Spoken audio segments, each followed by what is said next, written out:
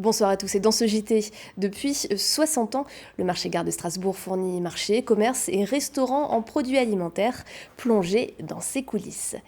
Les raids humanitaires se multiplient et le dernier né est 100% alsacien, c'est le Bretzel des Sables, on vous le présentera.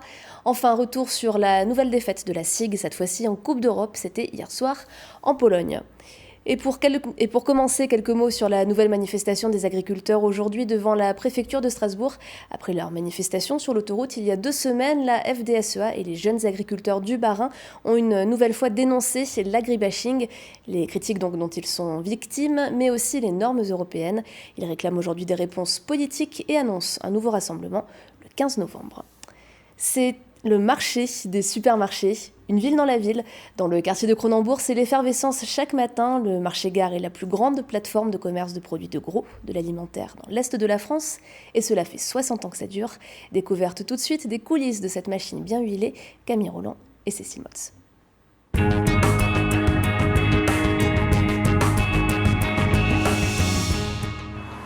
Il est 6 h du matin, le soleil ne s'est pas encore levé et déjà le balai des camions est incessant. Ici, il faut savoir trouver son chemin. Les entrepôts se suivent et se ressemblent. Plus de 150 000 tonnes de denrées alimentaires transitent chaque année dans ce village de 60 000 m².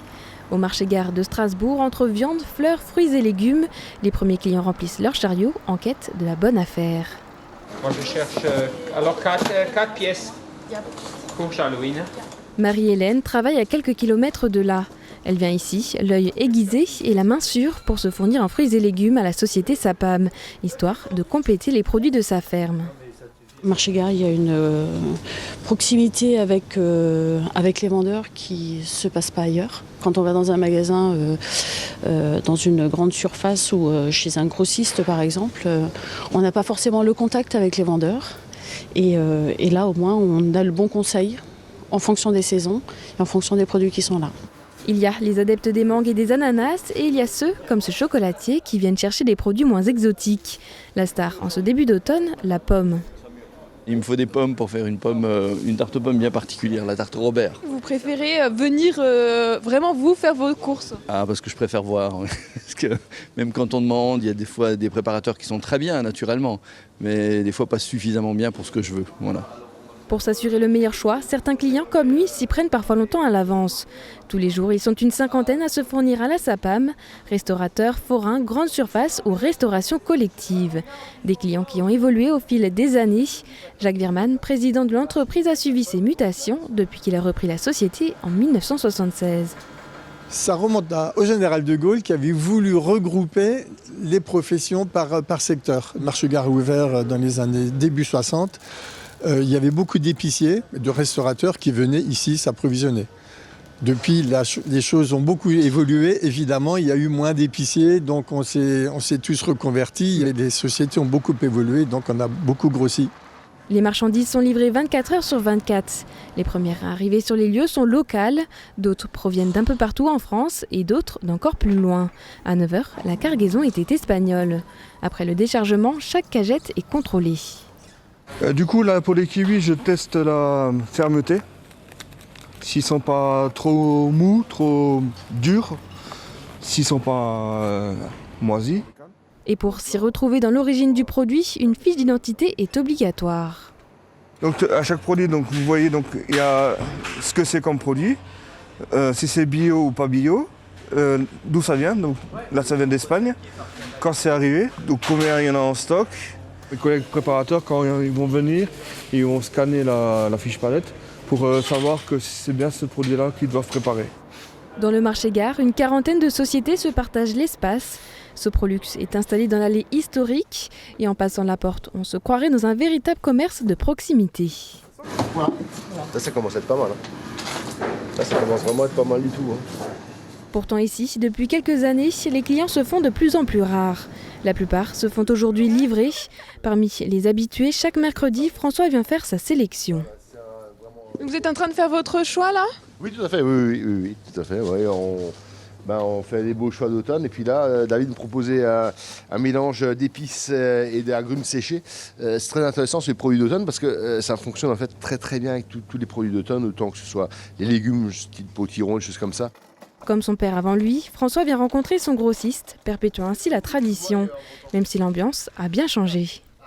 C'est vrai que les petits-déj à 9h du matin, où le client ramenait la baguette, on ouvrait un saucisson et puis on buvait un coup, ça se fait plus trop.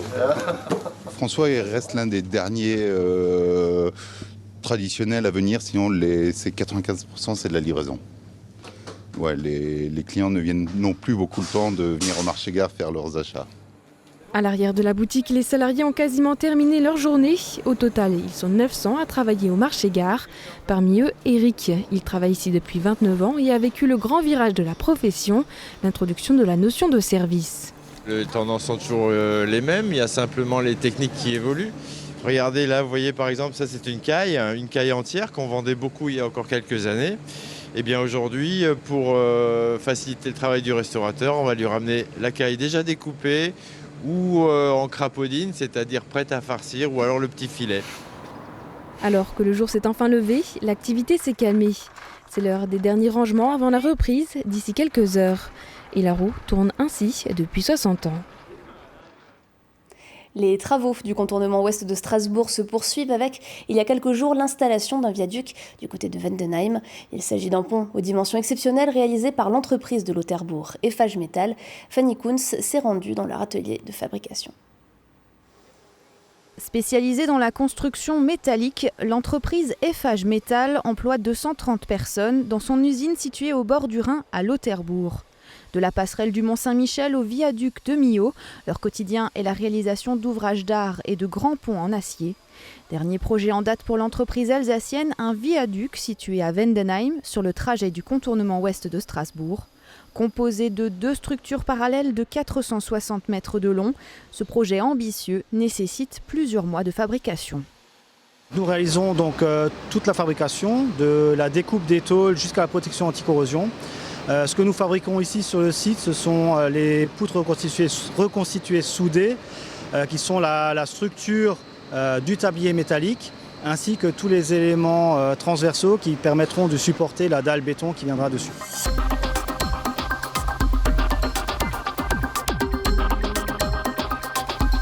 Habituée au projet d'envergure européen, l'entreprise veut faire de ce viaduc une vitrine de son savoir-faire à l'échelle régionale. L'ouvrage est extrêmement long, avec 3500 tonnes d'acier, donc il est extrêmement lourd également. Ces dimensions font de cet ouvrage un ouvrage exceptionnel. Le budget pour la réalisation de l'ouvrage complet représente 9 600 000 €.